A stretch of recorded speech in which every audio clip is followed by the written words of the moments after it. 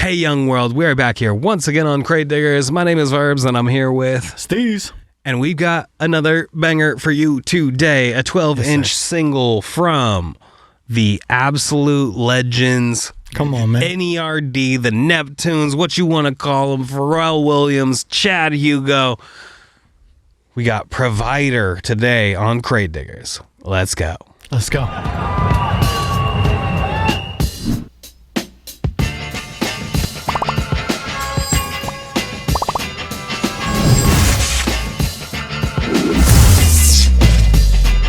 Crate Diggers.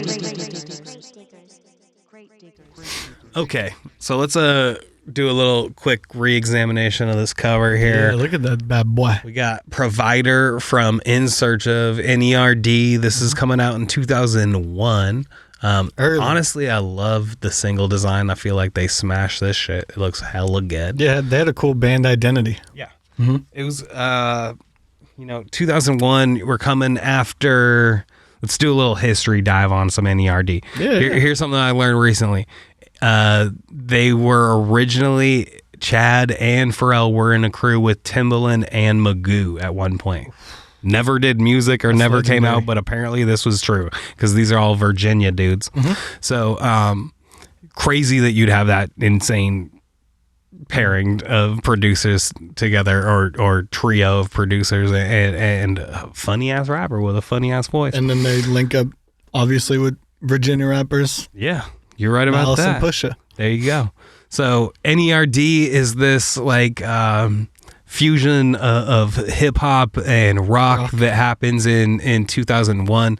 Like this is this changeover in hip hop where we're going from like all of these soul samples and that kind of stuff into like being a little bit more experimental, adding more rock elements like keyboards on their own, not just samples. Yeah. A lot less sampling because then it was getting more and more expensive to sample. So you're getting more and more original production out there, and one of the like people at the forefront is NERD. Skateboard P. It's our boy Skateboard P and Chad out here on the drum. So these guys are dropping this album, NERD, in 2001, and this is like right before they kind of take over production hip hop. Like I think I've said it before, but I think 2003.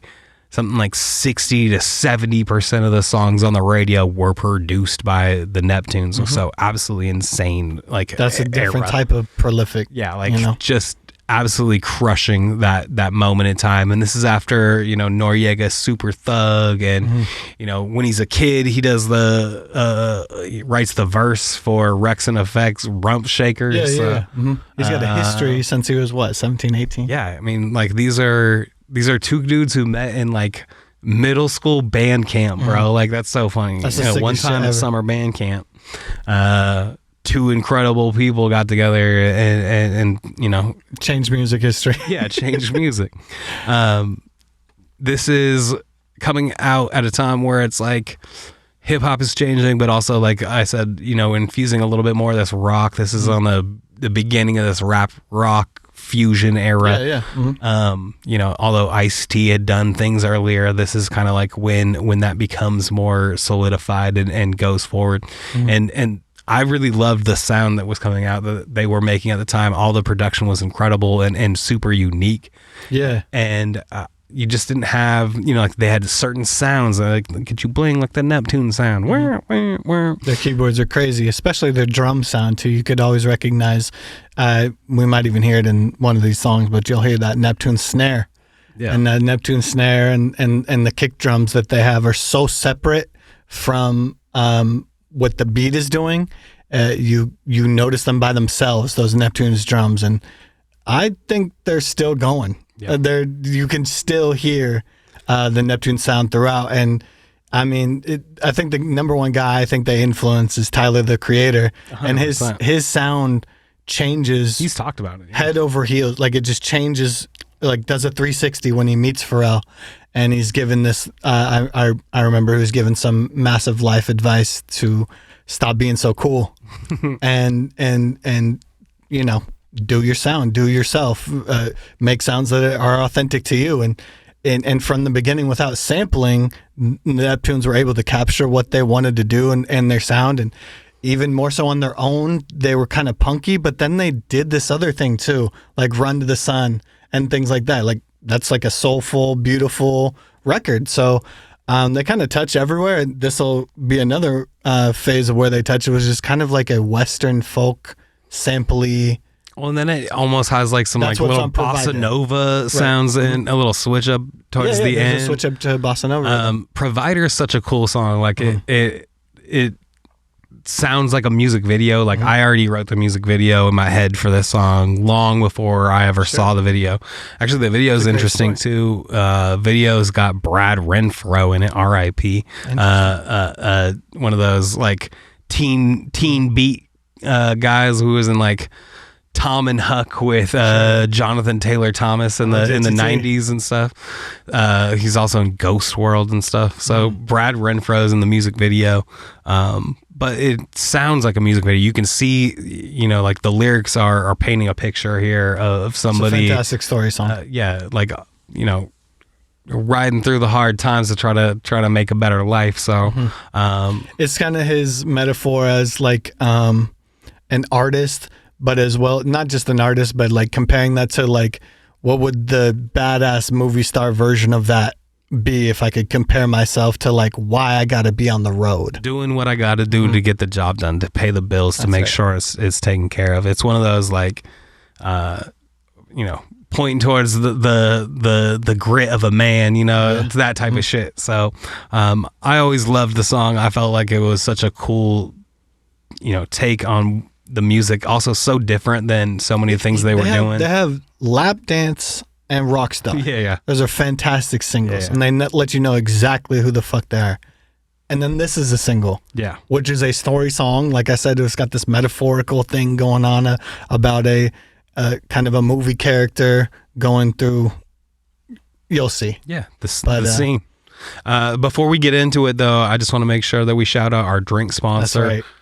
Portland Water. Make sure you stay hydrated out there. Get that sparkling, get that still, get it in you. Refreshing. Keep yourself refreshed like we are here on the podcast. Do us a huge favor and like and subscribe to this podcast. Give us a like here, subscribe, leave us a comment. Tell us your favorite Neptune song. What's your favorite beat? What's your favorite vocal performance from Pharrell? I want to hear about it. Just tell us. For example, I heard same interview with Tyler. He was talking about how he heard the first time he heard Run to the Sun, he's like, who the fuck is this band? And that, again, is this song that sticks with me forever from this album. That's just this beautiful piano with a hook. It's almost like a pop kind of song, but it has that Neptunes dun dun dun dun dun, dun, that classic keyboard guitar that they use, and like a lot of their drums. That's for me one of my all-time favorite right there from Neptunes. So is that your favorite, or is this one it? You let us know in the comments. Leave a comment. We're gonna get into this one here. This is NERD. The single is Provider. Now it's got a few different. It's got a few hooks it's thrown at us here. We haven't even analyzed what's on here, but we've got a remix. But don't tell me you don't know what you see when you're looking at a motherfucker. Just like me. All right, so there's a remix on here, but there's also a 07 remix. I don't remember. Is 07 one of those bands that was like had a hit song about living on the edge in the early 2000s that we've all forgotten? Is that probably? It might be. Yeah, it's probably the case.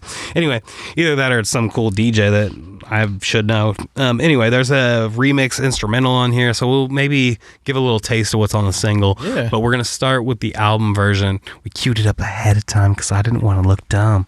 So we're gonna make sure that we're playing it right for you. This is Crate Diggers. This song is called Provider from NERD. In Search of 2001. Let's go. We're so back.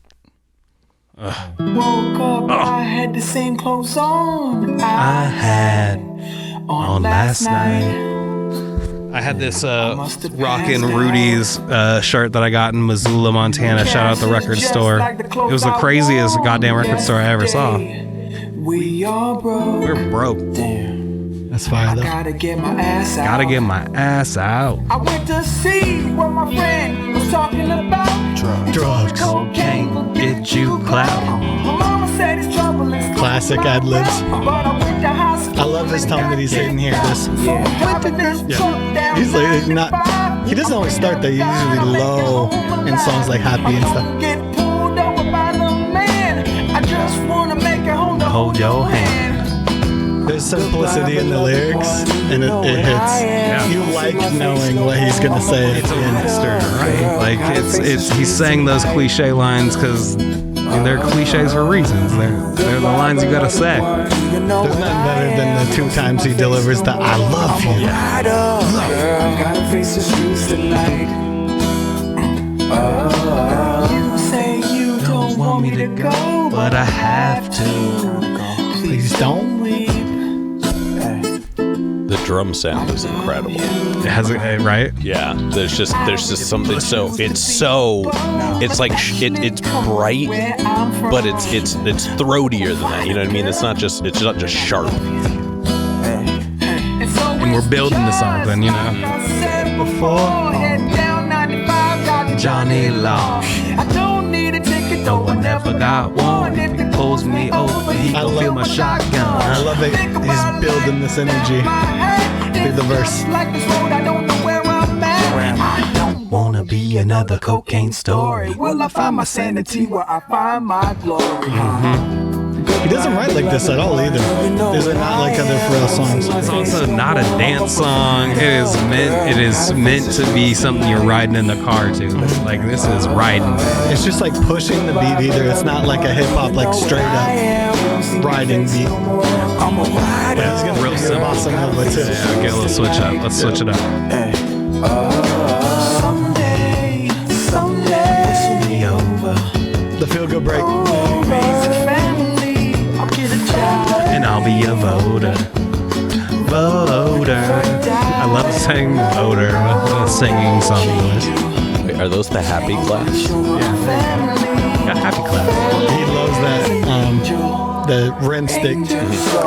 Don't tell me you don't know what you see when you're Now we get looking like a at tone shift. just like me. Best line in the song. Hey, listen. I said, don't tell me you don't know what you see when you're looking at It's kind of call and responsey. I'm sure if you did this at a concert, everybody's singing back with you. Oh, that line would be song. Goodbye, beloved one. No, it's very satisfying structure to the song. Like It really is. how he goes back to the things you like about all of it and resets the song in the same way. The Sun has a bridge thing that it just happens a bunch, and this does that too. I don't even think there's lyrics over the next time there's a bridge. It just kind of plays it. See, like that. Yeah. And that's dope because now we can hear what the change did the original time without hearing vocals over it, and it's insane. Like, listen to all that instrumentation. Man, what a great switch up too. And it's got the harmonics on the guitar. Dude, these guys were just so fucking talented. I'm not gonna say it's a Beatles thing, but when you're 18 and the record industry is like, yeah, you're good to go, you got something different in your production. And you can hear it from the first record they made at 18, 19 years old. You can hear it already. Where they're gonna go. I mean, this dude is one of the most famous musicians of our time, but this is such an example that it's like, oh no, you don't actually have to question me. Like I'll be doing this forever. Like there's so many layers to it, so many changes, things that aren't needed of a hip hop single. He's doing that musically just for fun. That's his identity, is doing things and displaying their talent. Chad Hugo too, but displaying their talent in production was like their identity. And every time we hear an NERD song, this is how I feel. It's like, God, how far ahead were they at 18 years old? I love the harmonics to end it. I always when I hear harmonics from a guitar, I always think of Yeah, our teacher. Steez and I took a guitar class one time from Doug Smith, Grammy-winning guitarist. Doug Smith. Shout out. Absolutely incredible guitarist. And he would show us the harmonics and Where they're located. Yeah, and play scales and do the whole thing, and like absolutely incredible at it. Mind-blowing. So I always think about him when I start hearing those sounds. It was also one of the only things I actually kind of learned how to do on the guitar. Well, it's just so feel good. It's almost like music is like kind of mathematical, but there's magic to it too. 100%. And when you hear that side of acoustic guitar playing and they mix it into the melody, that's fucking magic, because even a talented guitar player doesn't have that in their bag sometimes. So that's just this other type of thing that you hear on sometimes. Like, I think they did that intentionally on the record just to be like, listen to this shit. Yeah. And then there's just scales with harmonics and it fits the beat. They're masters, man. I could go on all day. For me personally, Pharrell is like my idol, the iconic dude I looked up to when I was making music. I was like, well, it's Pharrell. You know, he's such a he just delivers so much good and love and feel good music and stories throughout his whole career. And now it just carries over where one of my favorite artists, Tyler, is now feeling the same things I did and expressing them too. So. Love NERD. So glad we got to play this record again. Fuck the lost tapes. Yeah. We're bringing them back. We're getting them done. We're breaking the curse. Damn it. All right, let's see, because we have some extra bonus things on here. So let's listen to. I can't really remember what the remix is. We got to check out both remixes. Maybe if we deem it worthy, we might play some instrumental. So, but we got the remix, just regular remix version on here. Let's see what it sounds like. I think it's very similar. I don't think there's that much of a switch. I can't remember exactly the instrumental. I try to remember what my sonic past. Let's dig into the brains. Maybe it's just a whole new beat. No, so much of the same. It does add a little bit longer to the song, and it's already kind of a long song, so we'll have to see what it does. Yeah, what is the switch up? What is the first switch that we'll hear? I gotta get my ass out. I went to see what my friend was talking about. Drugs. Get you clout. I was talking about that. I was like, that's fine. Alright, it's got to switch up during the hook, right? I don't know. It already changed its format, I think. No, maybe not. I just want to make her hold your hand. Oh, there we go. It's got different instruments. Yeah, just different. That guitar is different. Yeah. There's keys. Keys are different, yeah. It is missing something. Or something is at a different I think ratio. it's either a little too much, maybe. Yeah. All right. There's a little extra. Yeah, you know what? It is probably one of those ones where you just started twiddling away and adding more than you needed to, and you're like, actually, we just overproduced this. All right, let's see if we can find anything else on here. Yeah, there's a little bit more playing. Yeah, there's some more rides. They like embellish the song. Yeah, I think if you just strip it down. All right, so let's try the other one. You know, you might find. Gosh, doesn't that Grave Digger's slip mat look great, Jimmy? Oh man! All right. So we got the 07 remix now. Like I said, this might be a band we've forgotten or a DJ I should know, but let's 07. Tell me in the comments. Right, 07 in the chat. Okay, this is what I thought. It completely changes the instruments. Oh, we're gonna bass it up. Got that Moog.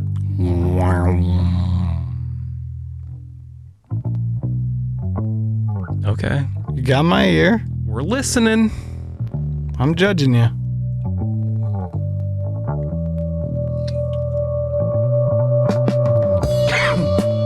Oh, we're kind of like psych rocking. It's like that lost version of the Velvet Underground tape that those dudes in Portland found one time, where it was like just a bluesier version of the Velvet Underground. Oh, that's cool. I guess this is cool too. It's just not the thing we all know. Yeah, interesting.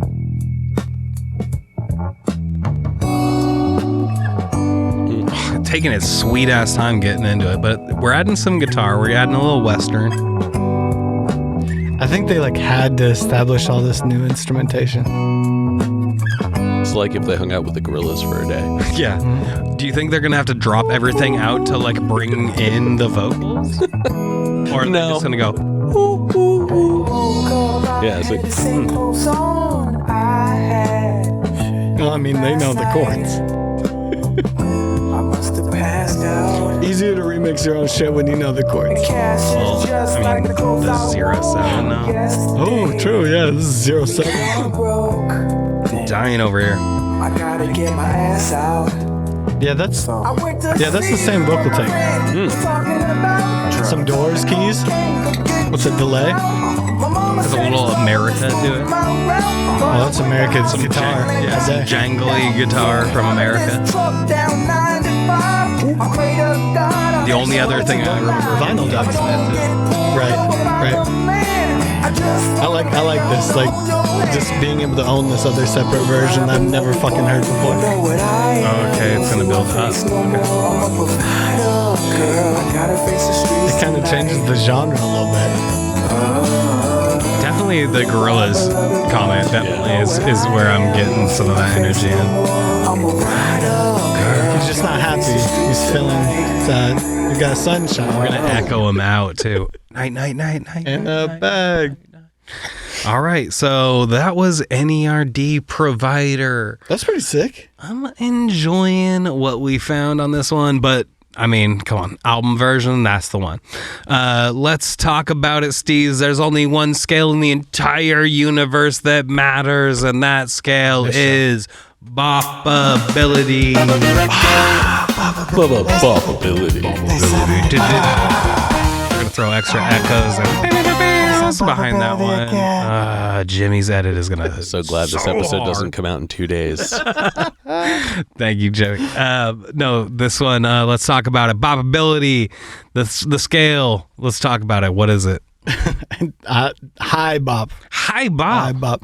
I listen to this all the fucking time. Yeah. I play this on Spotify all the fucking time, especially if I'm playing like, kind of like maybe more Gorillaz type stuff, or maybe like the Shins or Broken Bells, or like I love this kind of like switching genre that they do with this song, and it's sick as hell to me. I don't know why it came out in this package when it did with the album it came out with, but I'm very grateful it did, because I bought the CD because of the song.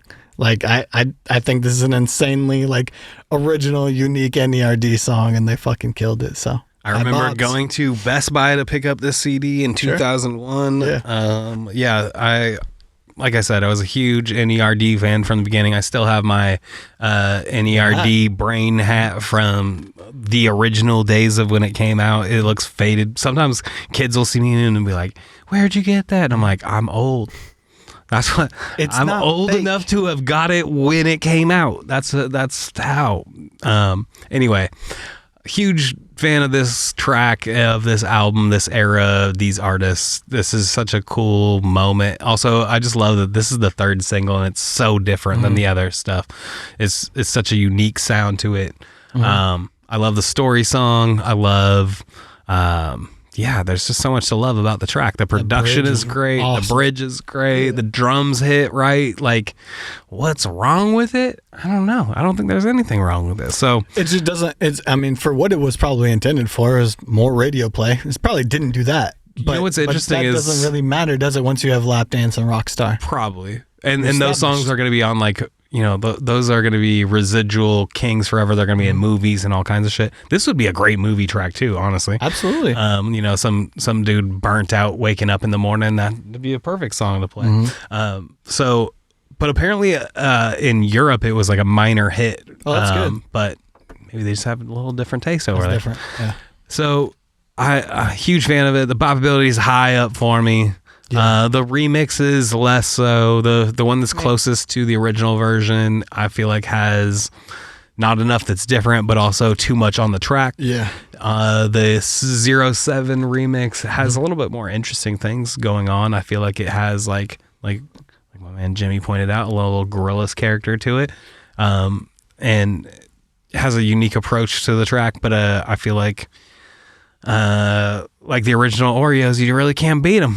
So, Tough to beat. you know, you can keep your other whiskey flavored Oreos, Post Malone, you can keep those over to yourself. Yeah, Posty. All right, so there's only one thing left for us to do, Yes, and that's sir. to choose the next record. And I've got a few down here, but the one I think we're going to do next, a request from inside the house. We're going to have Mark Ronson, and it's got one of my all-time favorites, Valerie from Amy Winehouse. Ooh, on it. classic. So, yeah. Next episode, we're going to break out this little single from Mark Ronson, and you will hear it next time on Crate Diggers. Go like, subscribe, and leave a comment, and we will see you next time on Crate Diggers. Thank you all. Peace, y'all.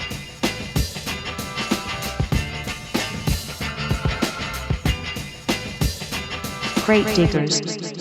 Tell your mom.